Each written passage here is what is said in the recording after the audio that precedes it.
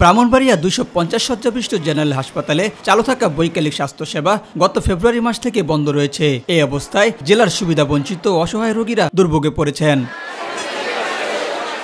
2023 সালে 13 জুন থেকে হাসপাতালে বৈকালিক স্বাস্থ্যসেবা চালু হয়। বিকাল 3টা থেকে সন্ধ্যা 6টা পর্যন্ত হাসপাতালে বিশেষজ্ঞ চিকিৎসকরা নির্ধারিত ফির মাধ্যমে রোগীদের সেবাদান শুরু করেন।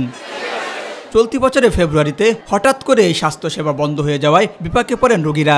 কসবা নাসিরনগরে যে সমস্ত রোগীরা আসতে অসুবিধা হয় তারা আস্তে আস্তে এসে 2টা বাজে পায় না, তারা বিকালে দেখাইতে পারলে সবচেয়ে ভালো হয়। আমরা যাতে বিকালবেলা ডাক্তার দেখাইতে পারি। সাধারণ মানুষের পক্ষে প্রাইভেটে গিয়ে অনেক ব্যয়বহুল খরচ, দেখানো সম্ভব না। বিকালবেলা রোগী দেখার সেবা আবার চালু করা হোক। দ্রুত সময়ের মধ্যে বৈকালিক চিকিৎসা সেবাটি চালু করার দাবি জানান নাগরিক সমাজ। একজন লোক অল্প টাকা দিয়ে কিন্তু একজন বিশেষজ্ঞ ডাক্তারকে তারা দেখাতে পারতেন, কিন্তু এটা বন্ধ করে দেওয়ার জন্য কিন্তু মানুষের অনেক দুর্ভোগ বেড়েছেন। 30 লাখ জেলাবাসীর পক্ষ থেকে সদস্য সরকার এবং স্বাস্থ্যমন্ত্রীর কাছে দাবি জানাবো, এই সাধারণ রোগীদের কথা বিবেচনা করে অনতিবিলম্বে বৈকালিক সেবাটি পুনরায় চালু করবেন।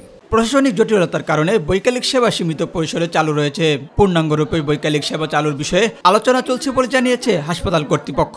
টাকাটা পাচ্ছিল, সরকারি কোষাগারে টাকাটা জমা হচ্ছে, তাদের বন্টনে কিছু সমস্যা হচ্ছে। সরকারি কোষাগারে জমা না করে এই টাকাটা তাদেরকে দিতে পারলে আশা করছি যে পূর্ণ পরিসরে এই সেবাটা আমরা চালু করতে পারবো। অচিরে এই বৈকালিক স্বাস্থ্যসেবা চালু করে রোগীদের দুর্ভোগ লাঘবের উদ্যোগ নেবে হাসপাতাল কর্তৃপক্ষ, এমনটাই প্রত্যাশা সকলের। এস এম হামিম, মাই টিভি।